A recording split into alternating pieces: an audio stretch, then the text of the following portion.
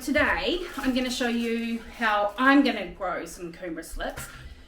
Kumara actually grow from slips, and you can grow slips off any Kumara that you actually have.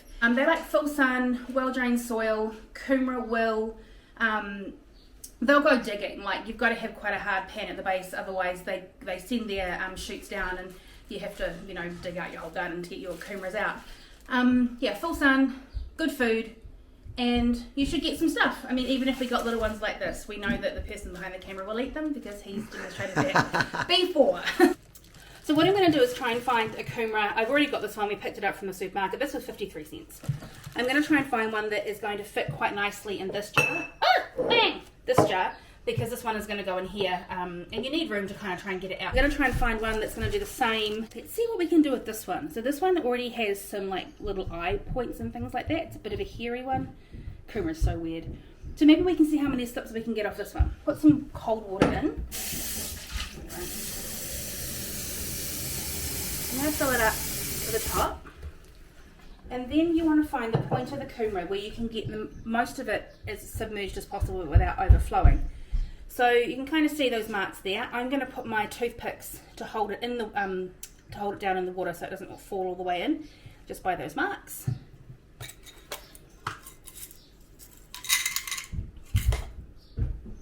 So you just literally shove them in.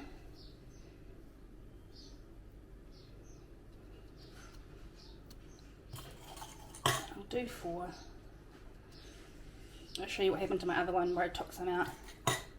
Didn't do 4. So then you just pop it in. So what should start to happen is from the bottom we should start to see some roots growing, and that happens like it's almost like they grow overnight. It's really strange.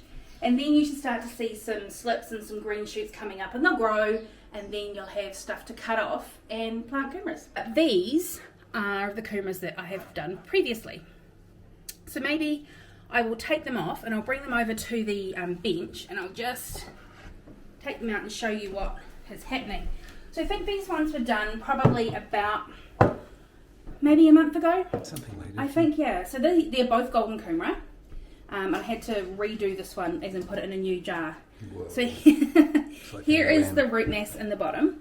And this is a combination of both what's coming out of the bottom and little roots that are coming down from these little growth points here.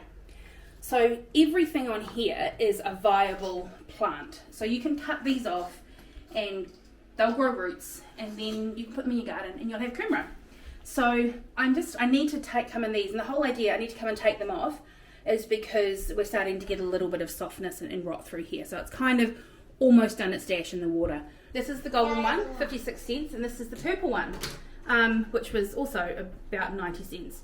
And you can see there's a massive difference in their growth. So you can see what we do here is you've just got to basically go all the way down and find your stalk and literally just pop it off the side. And it feels really counterintuitive. Like, I don't know about you, but it feels as though I'm ripping this to pieces. Yeah, but off he comes. Looks like you're breaking it, almost. Yeah.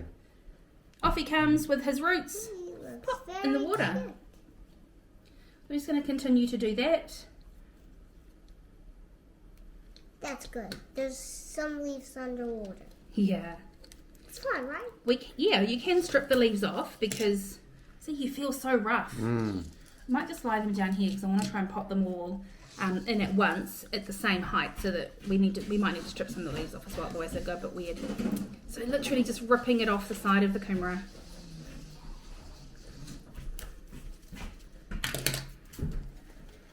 Here you've got 2. You can separate them, and it was getting caught in Finney's hair. You can see they're all already there. You can see they're already starting to vine and grow. So take this one off. So we're up to 4 so far. 5. Oh! Camera is being attacked by Kumara. What? Yes. Yep. 15. 16 Kumara slips. And you forgot the baby one. I know, I think I'll do something different with that. So I'm just going to try and get the roots in the water. pop them in. I'm planting my Kumara slips today, so I'll show you where they're going to go. I've got everything ready and I'll explain what I've done to the bed. So this is a 90 centimetres by 1.8 long raised bed. It has 16 square feet of planting space, and you put 1 Kumara per square foot. You'll notice that I've popped in a divider, and that divider goes all the way to the ground. And so the reason I've got that in there is these guys like to send their roots down and they will run. I didn't really want to dedicate this whole bed to Kumara, so because their roots run the way they do, I've put the divider in, so hopefully just the side of the bed will be where the tubers grow. They've been pulled off the Kumara and they've been left to grow roots. So you can see these are the roots, and there's some that are more rooty than others, and I'll probably use those ones that are a bit more rooty.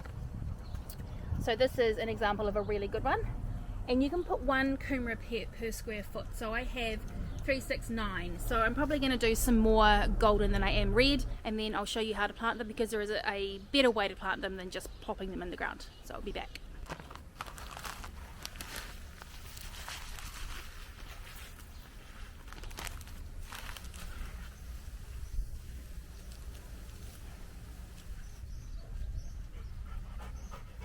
Okay, so I've got 9 slips in here. With Kumara, they will grow and their roots will travel and form tubers underground. So what you want to do is you kind of dig a bit of a hole like this, and then you want to put your Kumara in lying down sideways. So that way the roots should travel this way and not burrow right down into the ground. It's not too much of a problem if these do go right down, because there is weed mat and there's a hard clay base under there, so they can't go too much further. So you put them in like that, pop them in, and then the most important thing after this is, because they have been sitting in water, you want to make sure that you keep this bed really damp until the roots get adjusted to being wet, and then as soil naturally dries out during the day. So you want to try and keep the bed as moist as you can until these are established, and then you can kind of back off just a tiny bit, because you don't want anything that grows underneath to actually start rotting. Hey guys, here is a mid-season update on the Kumara. I've had a bit of a ferret around to see kind of what's happening down there. I'll turn you around and show you what we can see. So this is the Kumara bed. As you can see, it's climbing everywhere or spreading everywhere. This is the raised bed that we popped it in, and if we come down into here, if you can see just down in here, this little purple thing here is a Kumara tuber. It's not ready to come out, so I'm going to leave it, cover it back up, but yeah, we've got some really great action happening in here, and there's nothing wrong with having a ferret around just to kind of see what you've got going on. It's a really great idea to try and lift all of your vines, because anywhere that you put them down, they will get roots just like this. If you were to leave it, that would go into the ground and it would start to focus energy on growing tubers. But you kind of want to try and limit that, because what's in the ground needs all the goodness and the lovely sun that's coming in. So yeah, that's where we're at with Kumaras so far. So are you growing Kumaras in your garden? Are you growing sweet potatoes? I'd be interested to know what the difference in flavour is. I think they come from the same type of kind of, I want to say, plant ancestry. I don't know, but I feel like they are similar genetics, but it will be interesting to see whether the flavours are the same, whether the starch is the same. So if you're a lucky person that's tried both, I'd really love to hear about it. Hope you're having a great day wherever you are, and I'll talk to you later. Bye.